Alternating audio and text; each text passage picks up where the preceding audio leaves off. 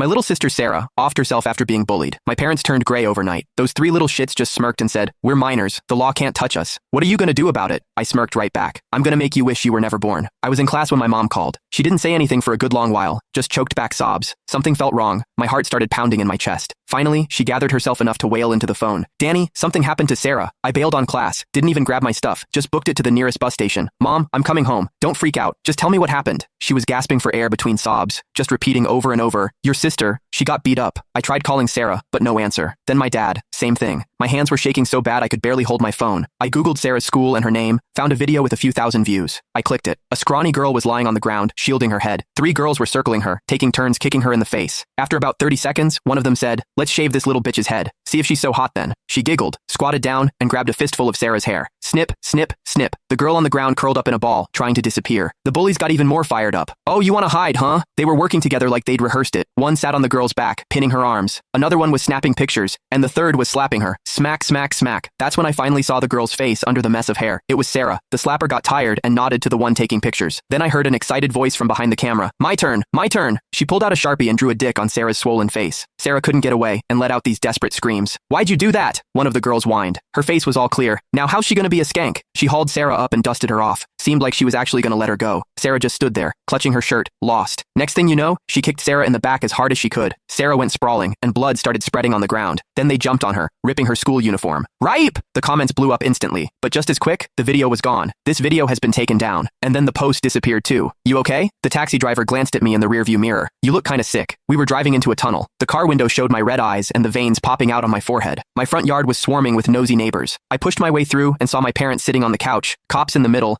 then some guy in a suit, and 3 other middle-aged dudes, probably the principal and their parents. The 3 little shits were in the corner. 2 of them were looking down, but the one in the middle was sitting on our old milk crate, filing her nails. When she saw me, she nudged the others, pointed at me, said something, and they all started laughing. "I'm gonna kill you." I grabbed the nearest thing, a glass vase, and charged, but they grabbed me right away. One of the parents even snatched the vase from me. "Let me go, or I'll kill you all." The shit in the middle hid behind her dad, grinning at me. A cop came over and patted me on the back. "Hey, calm down. We're trying to figure out how to settle things here. Don't make it worse." I shook off the parents' hands. "All right, how are you gonna settle it?" The mood in the room shifted. They all looked at each other, exchanging glances. They were definitely planning some BS. The principal pulled me aside, put an arm around my shoulder. "You're Sarah's brother, right? Look, the school takes this very seriously. We've given Wendy and the others a stern talking to. They promised it won't happen again. Seeing as it's their first offense, we're hoping you'll—" "What are you saying?" I shoved him away. "You want us to just let it go?" Caught off guard, the principal looked a little flustered. "Look, kid, we've already taken down all the social media posts. You know that kind of stuff going around ain't good for Sarah. She's a girl after all." "So?" I laughed, but there was no humor in it. "So should we get on our knees and thank you for your generosity? You took it down for Sarah or for these little monsters? Kid, you gotta look at the bigger picture.